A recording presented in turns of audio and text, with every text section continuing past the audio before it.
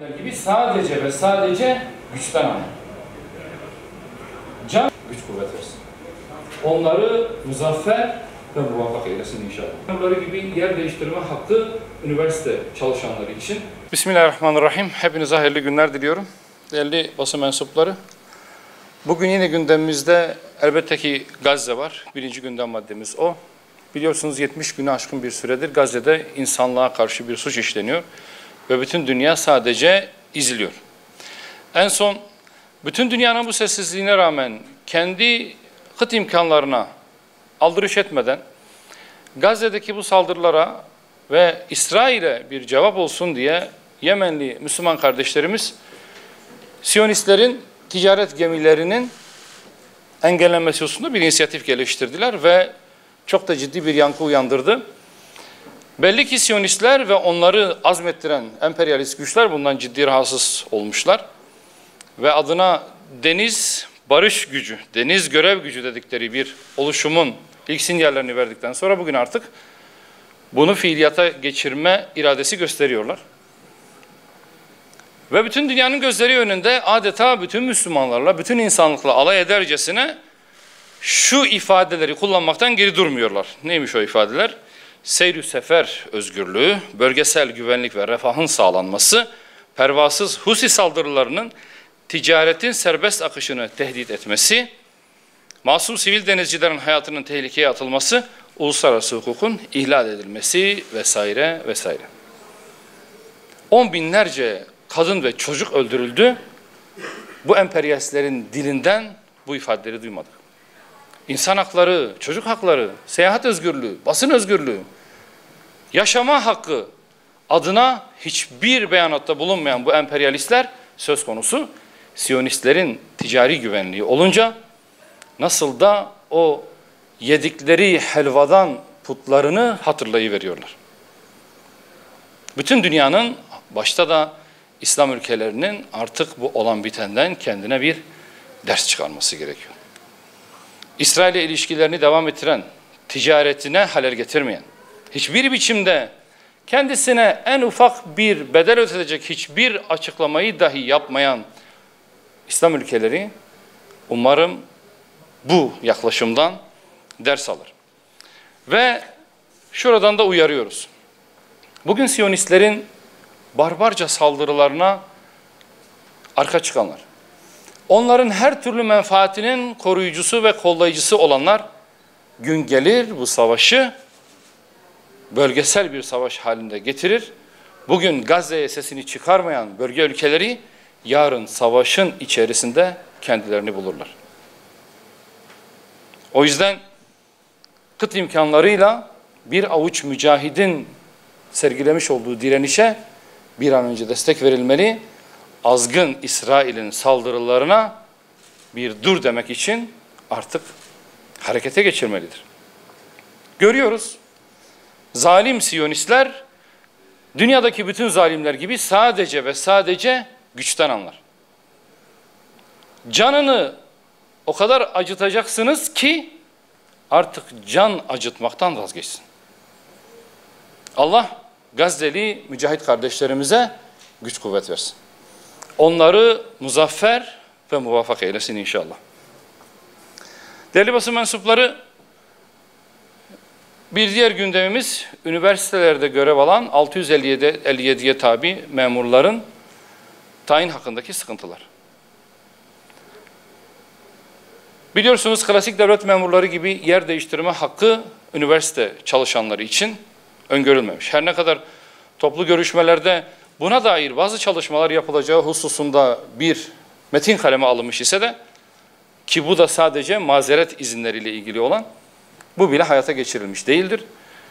Üniversite çalışanı devlet memuru statüsündeki personelin de makul çerçevede tayin haklarının kabul edilmesi ve bunun üniversite rektörlüğünün inisiyatifi bariyerine takılmadan gerçekleştirebilmesi için de gerekli çalışmaların yapılması gerektiğini buradan ifade ediyoruz. Neticede üniversite çalışanı personelimiz de bu ülkeye hizmet eden personellerdir. Çakılı personel vasfında tutulmaları doğru değildir. Yerel gündemle ilgili özellikle Siirt ilimizle ilgili bir durumu ifade etmek istiyorum. Biliyorsunuz Doğu ve Güneydoğu illeri işsizlikte adeta rekor üstüne rekor kuruyor. Her yıl açıklanan istatistiklerde maalesef Doğu ve Güneydoğu illeri işsizlik rekorları kırıyor. Ve yoksulluk rekorları kırıyor. Bunu bir nebze olsun aşmak için Türkiye-Katar işbirliği ile geçmişte Siirt'te organize sanayi bölgesinde bir metal, çinko, külçe üretecek bir tesisin açılacağı ifade edilmişti. Buna yönelik adımlar da atılmıştı aslında ama her nedense ham madde tedarikçisi ile işletme arasında var olan sıkıntılar yıllardır çözülemiyor. Bunun çözüme kavuşturulması binlerce işçiye doğrudan ve dolaylı bir imkan sağlayacaktı. Ama bunun hayata geçirilmemiş olması hem bölgesel anlamdaki işsizliğin giderilmesini temin etmemiş, hem de bölgenin kalkınması için atılabilecek bir adımın da sekteye uğratılması sonucunu doğurmuştur. Buradan yetkililere çağrımız, Siirt'te yapılması planlanan ve bir ölçüde başlanan ancak bir türlü faaliyete geçirilemeyen bu tesisin bir an önce hayata geçirilmesidir. Benim paylaşacaklarım bunlar. Sorularınız varsa cevaplandırmaya hazırım. Buyurun. Sayın Vekilim, 3 sorum olacak.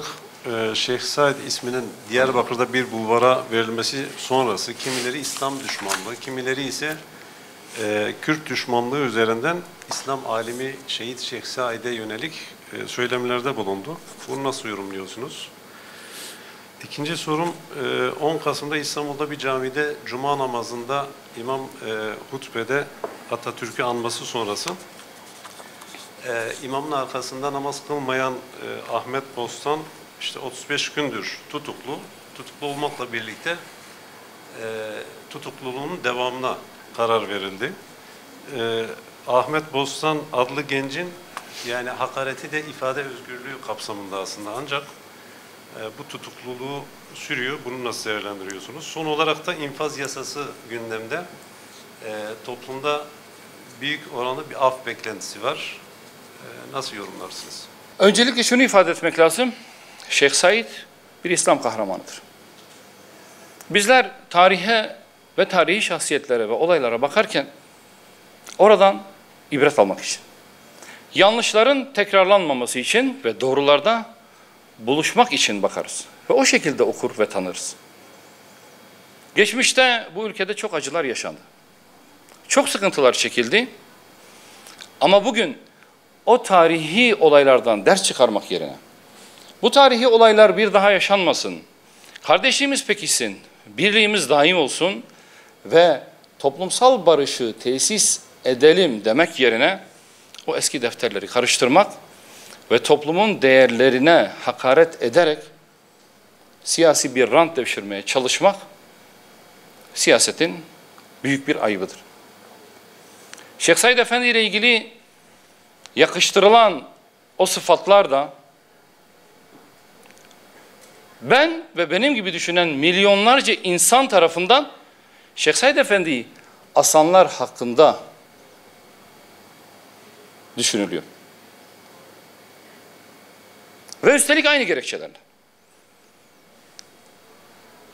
Ben sadece o ileri sürülen yakıştırma ve hakaretlerden ikisine değinmek istiyorum. Şeyh Said Efendi'nin İngiliz ajanlığı ya da İngilizlerle işbirliği yaptığı söylemi üzerinden bir iftira yürütülüyor. Elbette siyasal birinci inkılap tarihi kitaplarından ibaret olanlar benim bu söylediklerime çok bir anlam veremeyebilirler. Ama sadece Şeyh Said Efendi'nin fotoğraflarıyla onu asan o İstiklal Mahkemesi ekibinin fotoğraflarını gördüğünüzde kimin İngilizlere benzediğini, kimin İngilizlerden ayırt edilemediğini görmek gayet mümkün. İkinci husus, elbette biz soyla, sopla uğraşan bir siyasi hareket değiliz. Ama Şeyh Said Efendi'nin de Peygamber Efendimiz Hazreti Muhammed Aleyhisselatü Vesselam'ın soyundan olduğunu ve o soyun sadece bizlerin bu dönemdeki milletvekillerinin değil. Bu meclise gelmiş bütün milletvekillerinin soyundan daha değerli olduğu, o asaletin zekatının bile gelmiş geçmiş bütün milletvekillerine yeter ve artar olduğunu buradan ifade etmek istiyorum. Nihayetinde bizler bu ülkede yaşayan birinci sınıf vatandaşlarız. Kürdü, Türk'ü, Lazı, Çerkezi, Sünnisi, Alevisi, Müslimi, gayrimüslimi. Bütün vatandaşlar bir ve eşittir. Temel hak ve hürriyetlerden herkes gibi eşit şekilde istifade etme hakkına sahiptir. Bizim geleceğimizi adalet temelinde, kardeşlik temelinde inşa etme sorumluluğumuz var. Bu sorumluluğumuzun gereğini yerine getiririz. Ama bunu yaparken ne biz ne de başkası toplumun değerlerine hakaret etsin istemeyiz. Ahmet Bostancı ile ilgili sorduğunuz soruya gelecek olursak, evet dün mahkemesiydi ve tutukluk halinin devamına karar verildi. Ahmet kardeşimizin cuma namazı çıkışında yapmış olduğu paylaşımlara katılıyoruz diyemem. Çünkü bizim toplumsal fay hatlarını derinleştirmek gibi bir lüksümüz olamaz. Ama buna mukabil sarf ettiği sözler sebebiyle tutuklanması, bir aydan fazla bir süre tutukluk alması, üstüne bir de tutukluk halinin devamına karar verilmesi de elbette kabul edilemez. Nice manevi değerlerimize saldırılar gerçekleşti. Nice kutsalımıza dil uzatıldı.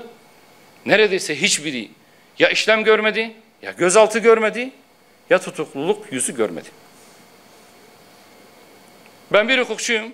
Tutukluluğun da bir istisnai yol olduğunu buradan ifade etmek istiyorum. Bu herkes için böyle.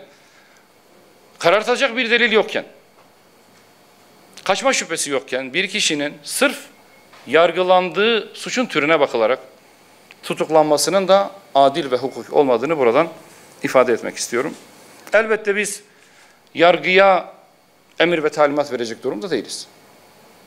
Ama yargının da toplumdaki güveni düşürmesi üzerinden kendine de bir çekidüzen vermesi gerektiğini herkes gibi buradan biz de ifade etmiş olalım. İnfaz düzenlemesiyle ilgili sanırım 1999 yılından bu tarafa herhangi bir af kanunu çıkarılmadı. Nice hükümetler geldi geçti. Hiçbir biçimde bir af çıkmadı. Vatandaşlarımız yoğun bir biçimde bir af talebiyle bizlerin telefonlarını çaldırmaya devam ediyorlar. Bunu biliyoruz. Ama bizim af konusuna yaklaşımımız da öteden beri bellidir. Devlet sadece kendisi aleyhine işlenen suçlarda af yetkisini kullanabilir. Vatandaşın vatandaşa yönelik suçlarında af yetkisi sadece vatandaşa aittir. Bunu hükümetlerimiz de söylüyor ama pratikte ne oluyor? Devlet aleyhine işlenen suçlara hiçbir biçimde bir af getirilmezken vatandaşa karşı işlenen suçlarda infaz düzenlemesi adı altında örtülü aflar birkaç yılda bir çıkmaktadır. Vatandaş da bu eşitsizliğe, bu adaletsizliğe elbette ki itiraz etmektedir. Ve bu itirazında da haklı olduğunu ifade etmek gerekiyor. Herkesin yargı güvenliği içerisinde adil bir toplumda yaşama hak ve hürriyetine sahip olduğunu hatırlatalım. Ama afla ilgili de yapanın yanına kar kalması gibi bir neticeyi de sürekli toplumun bir gerçeği haline getirmenin de bu topluma fayda sağlamayacağını da bilelim. Teşekkür ediyorum arkadaşlar. Hepinize iyi günler diliyorum.